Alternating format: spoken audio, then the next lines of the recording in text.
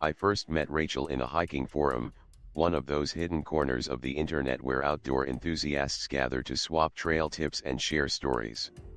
Her posts stood out to me: long drives through forgotten roads, solitary nights under a blanket of stars, and tales of eerie, remote places. She was like an explorer of the unknown, someone who thrived on the edge of civilization. There was something magnetic about her writing. She had a way of making even the darkest forests and most desolate roads seem like the perfect adventure. After a few weeks of chatting, we decided to take the plunge. We'd meet in person and drive through Colorado, a trip that would stretch across endless mountain passes, mysterious ghost towns, and rugged backcountry trails. It was the kind of trip I'd been dreaming of but never had the courage to take alone. When I finally met Rachel, she was everything I'd expected: tall, athletic, with an energy that made it impossible not to be swept up in her enthusiasm. She was a storyteller, constantly spinning new tales of places she'd been, people she'd met, and things she'd seen.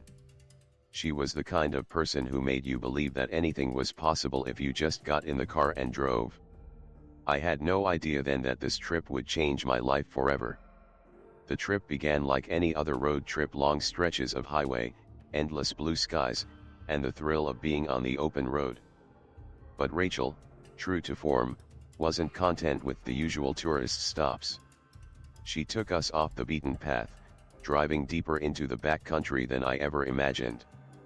The roads grew narrower, the forests thicker, and soon it felt like we were miles from the nearest town.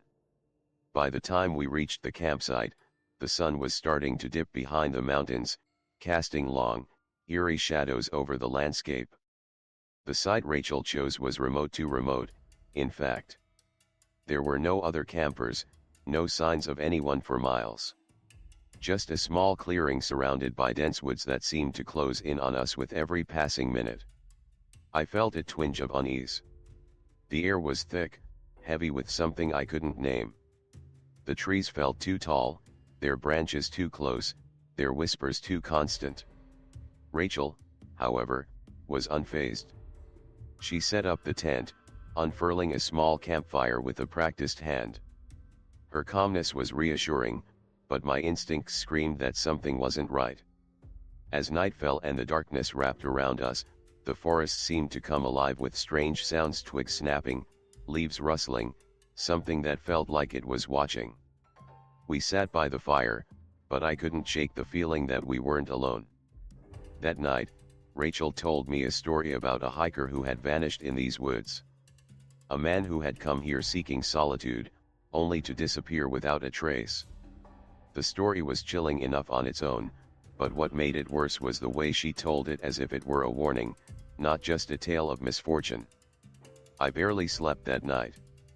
I kept waking to strange noises outside the tent, sounds that were too deliberate, too rhythmic, to be animals. At one point, I heard what I could only describe as chanting, low and mournful, drifting through the trees. But when I checked, there was nothing, just the dark, still forest. In the morning, we packed up the camp and prepared to leave, but something stopped me. As we broke down the tent, I noticed the trees around us. Each one had strange symbols carved into the bark. Jagged lines and circles, markings that felt ancient and sinister. They didn't look like the usual graffiti or carvings you'd see from hikers. These were deliberate, almost ritualistic.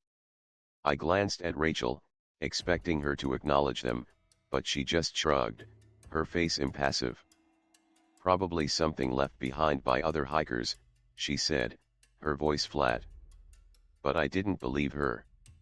Something about those symbols unsettled me.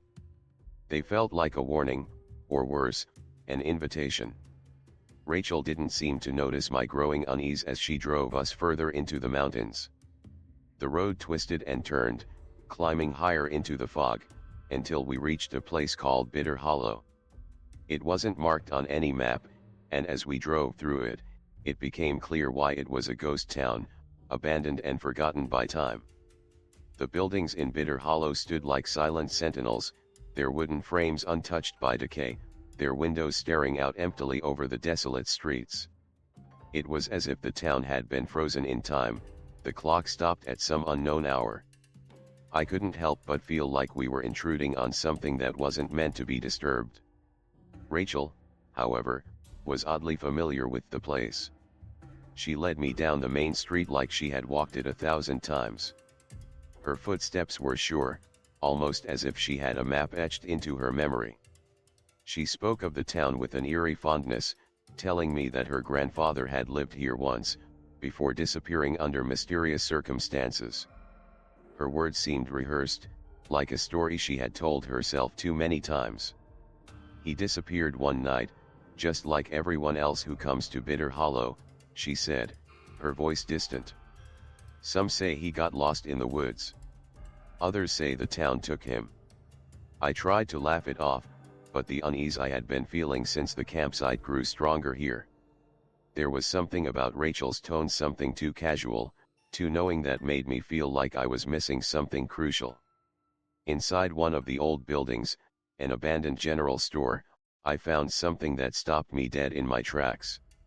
Among the dusty shelves and broken glass, I saw a photograph, an old, yellowed picture of a young girl standing in front of the very same store. Her eyes were dark, her smile hauntingly familiar. I stared at the photo for a long time, feeling a cold chill creep up my spine. The girl in the photograph looked exactly like Rachel. The same features, the same wild hair. I turned to her, my mouth dry. Who is she? I asked, my voice barely a whisper. Rachel's face went pale, her expression unreadable.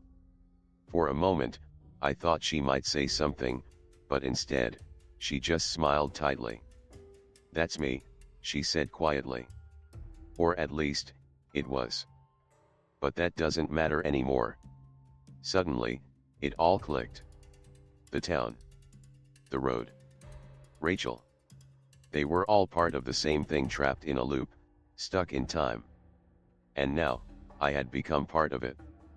I wasn't just traveling with Rachel, I was caught in her web, in the cycle of Bitter Hollow, destined to become just another lost soul wandering its streets. Panic surged through me.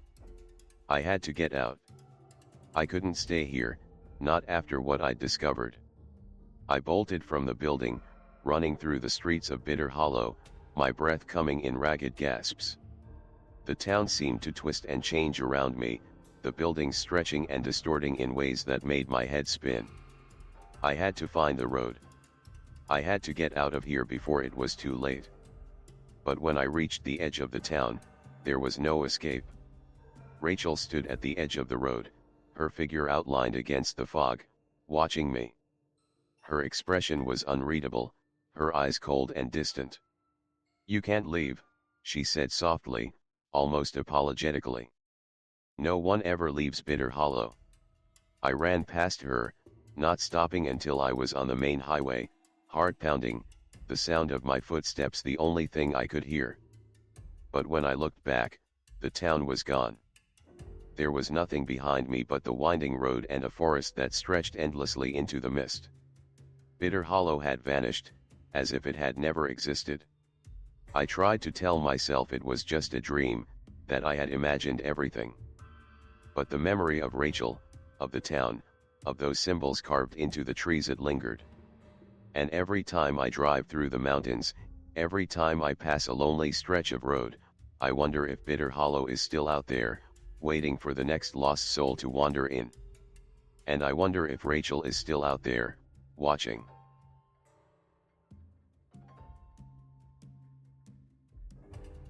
My brother Josh and I hadn't spent much time together in years.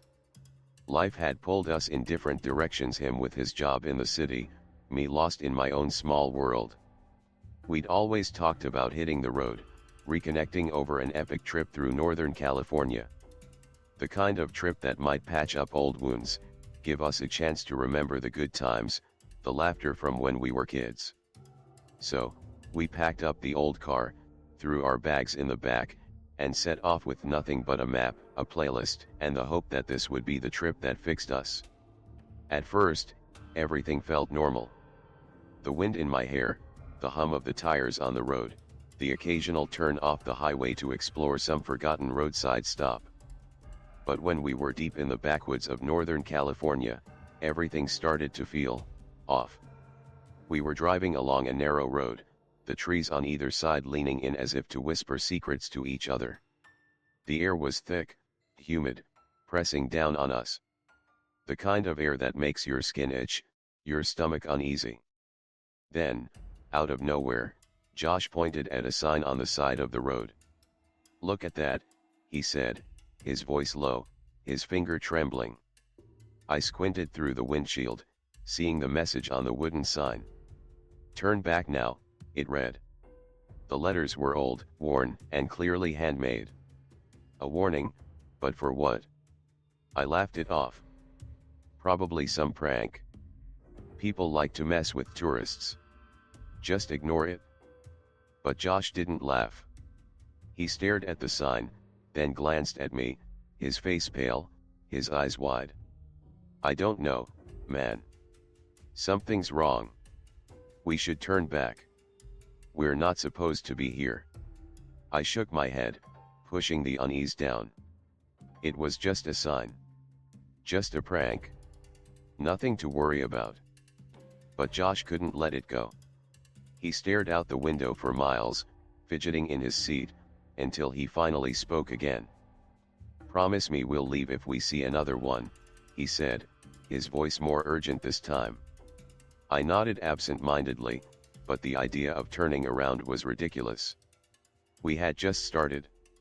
We were going to make it through the strip, no matter how strange it got. As the miles rolled by, the mood shifted. It wasn't just the signs anymore. It was everything. The way the road seemed to twist and turn, even though it should have been straight. The trees were too close, their branches almost reaching into the car, blocking out the sunlight. The road was isolated, with no other cars in sight for hours. No gas stations, no rest stops, nothing. Then Josh started getting more agitated. "Look," he muttered, pointing out the window. "The sign, it's different." I glanced over and saw it. We had passed the same sign from earlier, but this time, it had changed. The message was different, scratched into the wood in deep, jagged marks, "Leave before it's too late." My stomach dropped. "It's just a coincidence, Josh. People mess with signs around here. They like to get under your skin." But Josh wasn't convinced. His grip on the door tightened, his knuckles white. "This isn't a joke, man. It's like someone's trying to tell us something." His voice was shaky, his eyes darting from one side of the road to the other. I tried to reason with him, but as we drove further, the signs kept changing. Every new one was more ominous than the last. "You're being watched. Turn back now. They won't let you leave." I began to feel it too. A growing tension in the air, something I couldn't put my finger on but couldn't ignore either. The road felt endless, the trees closing in, and the sky turning an unnatural shade of gray, like the sun was being swallowed by the earth. "What is happening?" I whispered to myself, but I knew Josh could hear it. "This isn't right," he said quietly, his voice barely audible above the sound of the car's engine. We didn't talk much after that. The silence between us stretched out, thick and suffocating. We needed to stop. We'd been driving for hours, and the tension was eating away at us. That's when we saw it, a small, run-down diner tucked off the side of the road. The kind of place you'd see in old movies, flickering neon lights and a dusty parking lot that hadn't seen a car in years. I was skeptical at first, but Josh insisted. "We need to take a break. Just for a minute." Inside, it was as if time had stopped. The air was stale, the kind of stale that comes from too many years of being closed off from the world. There was a low hum of an old jukebox in the corner, playing some forgotten tune. The waitress who greeted us had a strange, vacant look in her eyes, as if she was somewhere far away. She handed us the menu, but we didn't even need it. The place was empty, just us and the strange woman behind the counter. Josh looked around, his eyes darting nervously from one corner to another. I could see the fear creeping back into his face. "Something's not right here," he whispered. "This place, it feels wrong." I tried to shake it off, but the more I sat there, the more I began to understand what he meant. The air in the diner was thick, almost like it was pressing down on us. The lights flickered overhead, and every time I looked up, I felt like something was watching us from the corners. Josh excused himself to use the bathroom. I stayed behind, trying to shake off the growing sense of dread, but as I sipped my coffee, I heard the distinct sound of footsteps approaching from behind. It wasn't Josh. I turned around, but the waitress was gone. There was no one. I was alone. Suddenly, Josh burst through the door, his face pale, his hands shaking. He pulled something from his pocket, a crumpled piece of paper. "This was in the bathroom," he said, his voice trembling. "It's a warning." I unfolded the paper. The words were simple, scribbled in hasty handwriting. "You can't see them, but they see you." The words hit me like a slap in the face. A cold shiver ran down my spine. "What does that mean, Josh?" I asked, my voice barely above a whisper. "I don't know," he muttered. "But I think they know we're here." We couldn't shake the feeling that something was hunting us. Every mile seemed to stretch on forever, and the road grew darker, more oppressive. The signs kept coming: "You're being watched, it's too late to leave, they're waiting." It was as if we were trapped in a loop, unable to escape. The sun had never fully set, leaving the world bathed in a perpetual twilight. The trees on either side of us loomed like silent sentinels, their branches tangled together in an unholy embrace. There were no other cars, no signs of life, nothing but us, the road, and the ever-present feeling that something was wrong.